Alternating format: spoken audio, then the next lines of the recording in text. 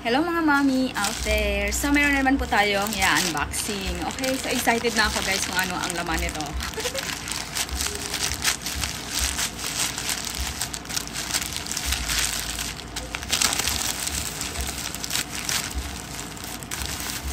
Ito kaagad po ang aking napili sa kanilang shop.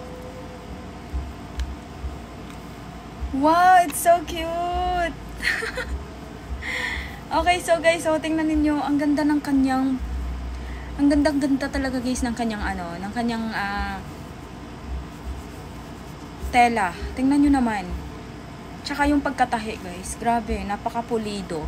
And then yung design, because I have a baby boy, ayan, expecting baby boy. So ito po yung pinili ko.